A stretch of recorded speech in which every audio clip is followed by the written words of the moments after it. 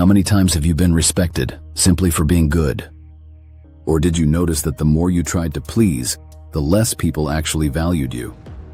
What if your obsession with being a good person is exactly what's destroying you? Everyone sees what you appear to be. Few truly feel what you are. Niccolò Machiavelli.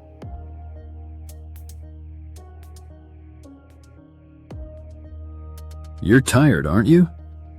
Maybe you can't even explain why. You just feel this invisible weight, the need to always keep everything balanced, to please everyone, to avoid conflict, to be the understanding one. Since childhood, you were taught, be good and good things will happen.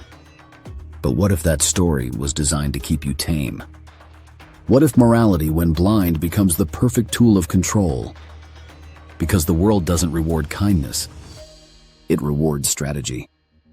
And you already know that deep down. You've lived it, being the reliable one, the peaceful one, the one who never says no, and realizing that the more you give, the more people take. This is where Machiavelli enters, not as a villain, but as one of the few who dared to tell the raw truth. To survive among wolves, you can't live like a lamb. Today we'll talk about the trap of being good and what true strength means through the ruthless clarity of Machiavelli. Are you ready? Then let's begin. From your earliest years, you were rewarded for being obedient, not for being authentic. Don't raise your voice. Don't cry. Don't make a scene. So you learned to swallow emotions. You learned that silence is safer than honesty. That pattern became a cage. Now you call it being nice. But what you've really mastered is emotional self-erasure. You became an expert at reading the room, adjusting your tone, making everyone comfortable, even at your own expense. You call that empathy. Machiavelli would call it fear. Fear of rejection. Fear of being misunderstood. Fear of being called selfish. And here's the irony. In trying so hard to be accepted, you made yourself invisible.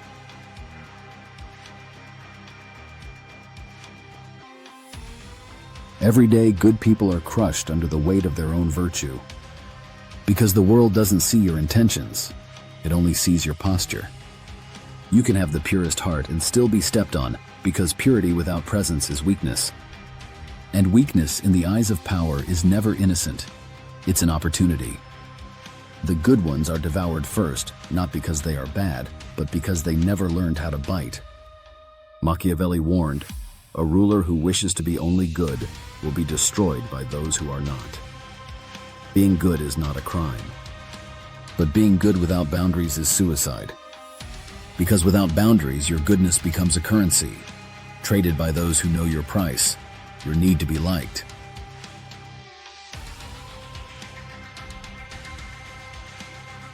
Have you noticed how those who speak less are often heard more? How those who say no are taken more seriously than those who always say yes? That's not arrogance. It's signal control, the core of Machiavellian psychology. The world doesn't respect those who avoid conflict. It respects those who can create consequence. The lion doesn't roar constantly. It simply exists. Its presence alone defines limits. Machiavelli said a ruler must be both fox and lion, the fox to see traps, the lion to make predators think twice. That's not cruelty. That's equilibrium.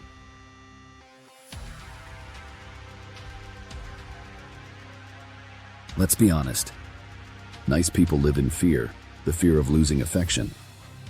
Confident people live in clarity, knowing who can stay and who must leave. The submissive crave approval. The assertive project certainty. The submissive believe that being nice equals being moral. But it doesn't. Being nice is comfort. Being good is courage. Being nice is smiling through pain. Being good is saying, this hurts and I won't allow it anymore. True moral strength doesn't come from softness. It comes from boundaries.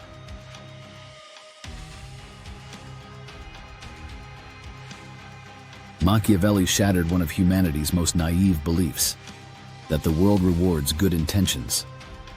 He wrote, Men judge more by what they see than by what they touch. Perception is the stage. Reality is backstage. And most people never look behind the curtain. So if you don't consciously shape your image, the world will assign one for you, and it won't be kind. This doesn't mean you must be fake. It means you must be intentional. You must learn to project composure when chaos surrounds you, to hold silence as a weapon, to act, not react. That's not manipulation, it's survival.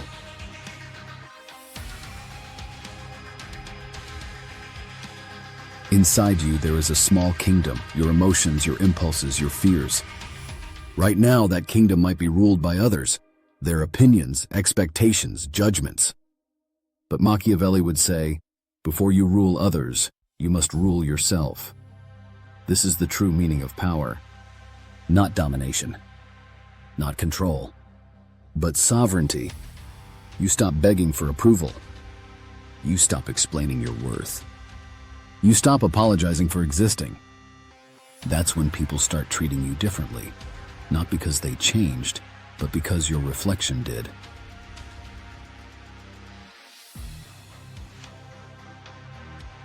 Let's face it, the desire to be loved is the most elegant prison ever built.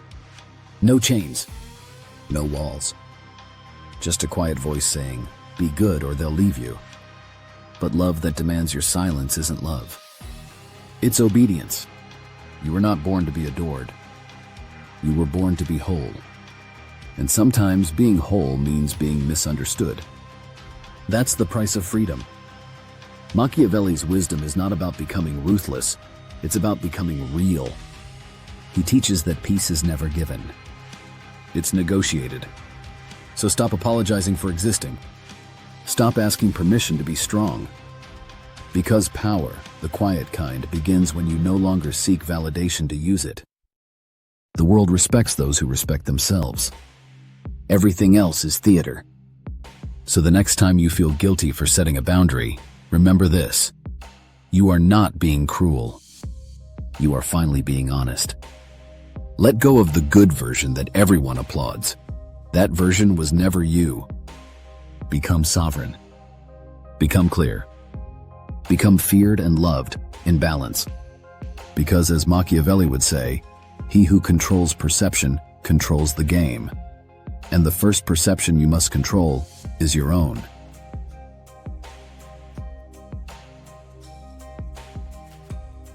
Now tell me, do you still want to be loved? Or are you finally ready to be free?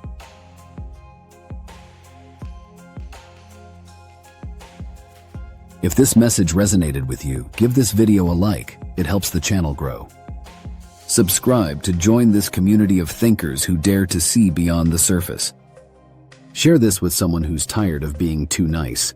And tell me in the comments, what does freedom mean to you?